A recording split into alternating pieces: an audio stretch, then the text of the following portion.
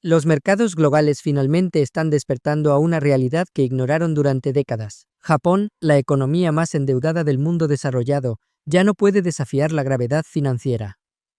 Y lo que está pasando ahora podría desatar la mayor crisis de deuda que el mundo haya visto desde la Segunda Guerra Mundial.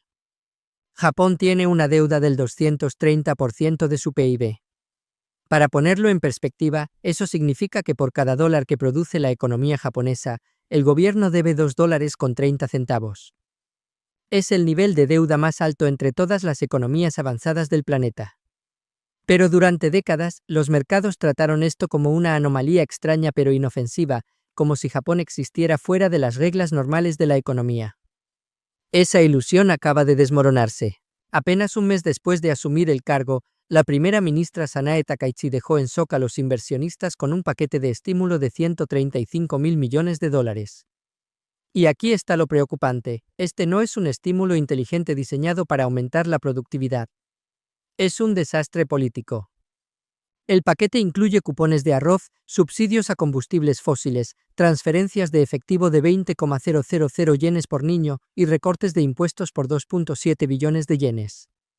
Es el mayor gasto extra desde la pandemia de COVID-19. Y según expertos dentro de Japón, gran parte de esto es simplemente desperdicio. La reacción fue inmediata y brutal.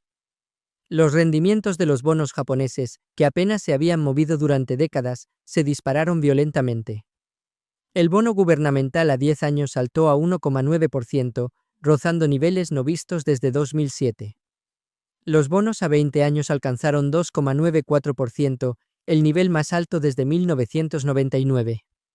Y los bonos a 30 años llegaron a 3,44%, un récord absoluto. Para un país que ha vivido con tasas ultrabajas durante casi una generación completa, incluso pequeños aumentos tienen consecuencias enormes. Magdalene Teo, jefa de investigación de renta fija para Asia en Julius Baer, señaló que la nueva emisión de deuda de 11.7 billones de yenes para financiar el presupuesto suplementario de Takaichi es 1.7 veces mayor que la emitida bajo su predecesor en 2024. Esto resalta la dificultad que enfrenta el gobierno para equilibrar iniciativas de estímulo económico con el mantenimiento de la sostenibilidad fiscal, dijo Teo. Economistas dentro de Japón dicen que el país está coqueteando con un colapso estilo Liz Truss. ¿Recuerdas cuando la primera ministra británica Liz Truss propuso recortes fiscales masivos sin financiamiento en 2022?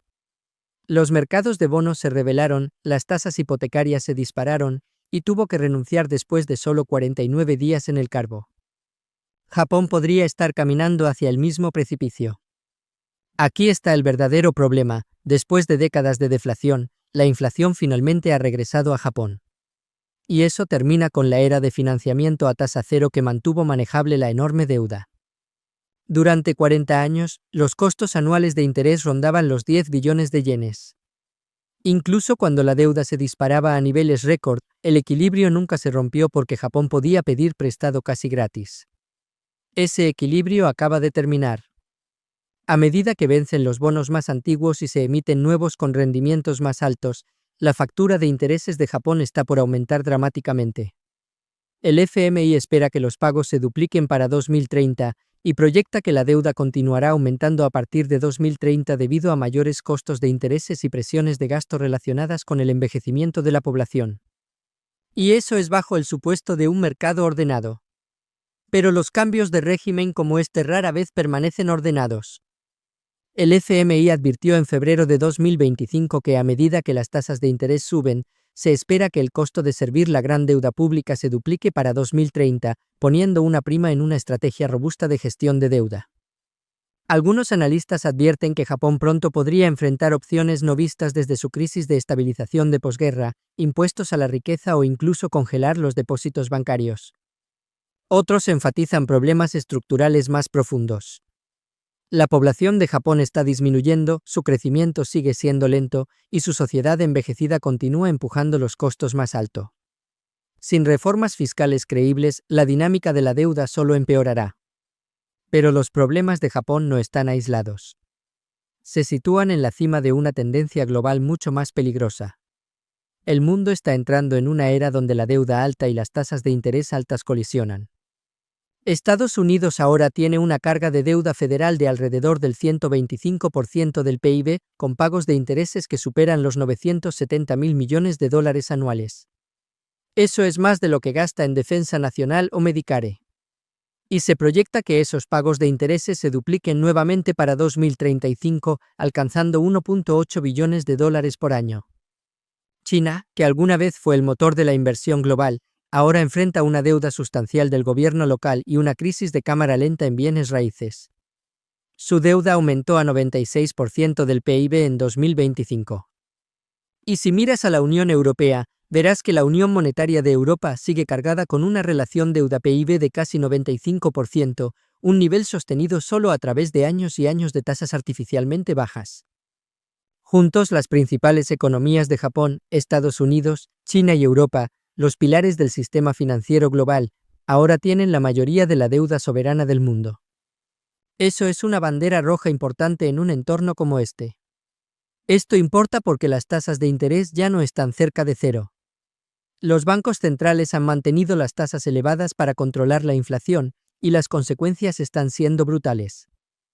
Los gobiernos están pagando más para servir la deuda existente, dejando menos espacio para inversión, gasto social y programas de estímulo económico.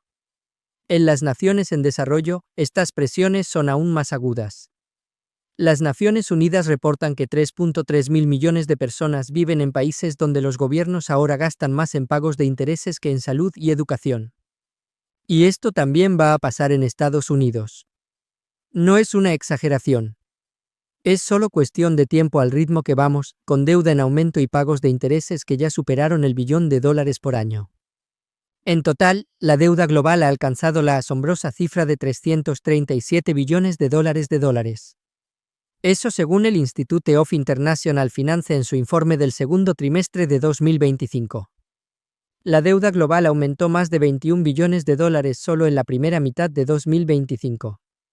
La escala de este aumento fue comparable al aumento visto en el segundo semestre de 2020, cuando las respuestas políticas relacionadas con la pandemia impulsaron una acumulación de deuda global sin precedentes, dijo el IIF. China, Francia, Estados Unidos, Alemania, Reino Unido y Japón registraron los mayores aumentos en los niveles de deuda en términos de dólares estadounidenses. Y con la emisión de bonos soberanos alcanzando máximos récord, los mercados están volviéndose más volátiles, más frágiles y más interconectados. Un shock en una economía importante, especialmente en Japón, podría rebotar en todo el mundo y golpear a Estados Unidos. El FMI reveló que la deuda total cambió poco el año pasado, justo por encima del 235% del Producto Interno Bruto global. La deuda pública aumentó a casi 93%, mientras que la deuda privada cayó a menos del 143% del PIB. El déficit fiscal global persistentemente alto, promediando alrededor del 5% del PIB, es el principal impulsor del aumento de la deuda pública. Este déficit aún refleja costos heredados de COVID-19, como subsidios y beneficios sociales, combinados con el aumento de los costos netos de intereses. Y aquí está el punto crítico para Estados Unidos. Japón es el mayor comprador extranjero de bonos del Tesoro estadounidense. A mayo de 2025, Japón poseía más de 1.1 billones de dólares en deuda estadounidense. Si los inversionistas japoneses comienzan a vender bonos estadounidenses para traer dinero de vuelta a casa porque ahora pueden obtener rendimientos decentes en Japón, los rendimientos del Tesoro estadounidense subirán. De hecho, esto ya está sucediendo. Desde enero hasta octubre de 2025, inversionistas japoneses compraron 11.7 billones de yenes en deuda extranjera, muy por encima de los 4.2 billones comprados en todo 2024, según HSBC. Pero si las tasas japonesas siguen subiendo, este flujo podría revertirse. Rendimientos más altos en Estados Unidos significan costos de endeudamiento más altos, afectando hipotecas, préstamos para autos y endeudamiento empresarial. Y Estados Unidos necesita que alguien compre su deuda. Washington tiene que emitir y vender deuda para financiar sus operaciones. Ese es el sistema. Si Japón se retira como comprador, ¿quién lo reemplaza? La calificación crediticia de Estados Unidos ya no es la más alta en ninguna de las tres principales agencias calificadoras, con 2 rebajas ocurriendo en 2025. Es cierto, Japón todavía tiene algunos amortiguadores económicos, activos externos, mercados internos profundos y un banco central capaz de intervención extraordinaria. Pero los cimientos claramente se están debilitando. La era del excepcionalismo financiero japonés está terminando claramente, y con ella desaparece uno de los amortiguadores más confiables del mundo, así como la dependencia de Estados Unidos de Japón para comprar sus bonos del tesoro y financiar sus operaciones. Para resumir, el mundo ha entrado en un momento donde el margen de error se está reduciendo. La crisis de deuda global ya no es una amenaza distante. Se está desarrollando ahora mismo, y Japón puede ser la primera prueba importante de si el mundo está preparado para lo que viene.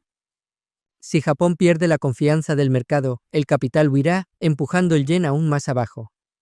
Los rendimientos de bonos se dispararán. Los costos de endeudamiento explotarán.